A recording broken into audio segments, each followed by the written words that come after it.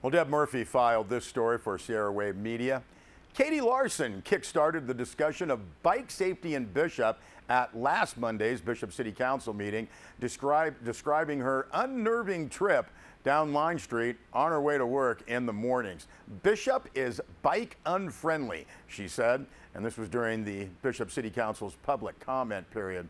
Now, the City and Public Works Director Dave Graw have started the process to smooth out the commute for Bishop's cycling community, beginning with last week's active transportation program community input meetings. Now, the ideas flowed from biking residents or commuters into the city, focusing on route improvements and public awareness for all forms of transportation. Now, the informal presentation included a long list of prospective road projects, with the 13 eligible for California's active transportation program funding highlighted.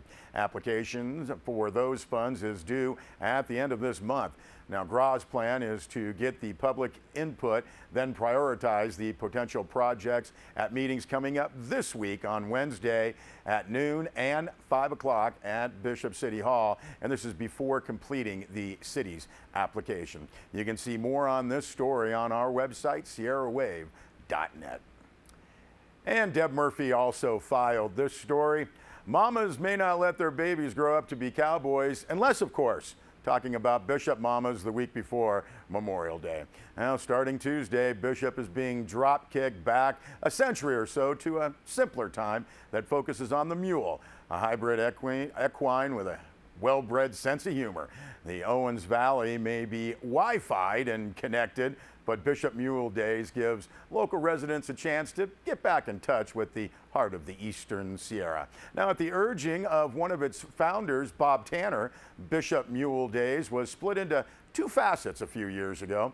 There's the competitive mule show that draws trainers and breeders from all over the United States. And then there's the fun part, the spectacle of mules, sometimes behaving badly, and packers, clowns, kids, food, and of course, cowboys. Now, said Mule Days Committee Chair Dan Dean, this year's Mule Days is going to be awesome. We brought back the Percheron Thunder, one of the best equestrian acts in the country. Dean also rattled off a list of must-sees, including the I Want to Be a Packer program for the kids, the Brent Hill concert Thursday night, and the opening night barbecue catered by Convict Lake Restaurant. That is set for Wednesday with entertainment by the Peavine Pickers. Said Dan Dean, this is the biggest event in Bishop. Everyone should go.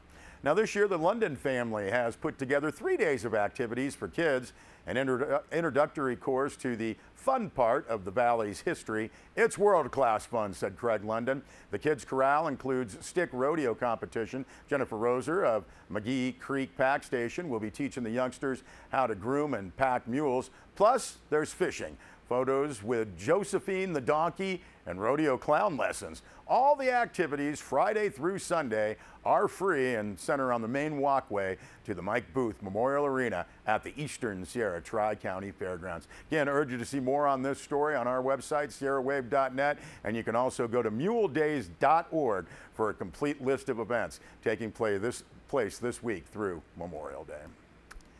Well, the Eastern Sierra is gearing up for the inaugural Mammoth Lakes Film Festival starting May 27th. We'll continue showing some trailers of films to be screened at the Mammoth Lakes Film Festival.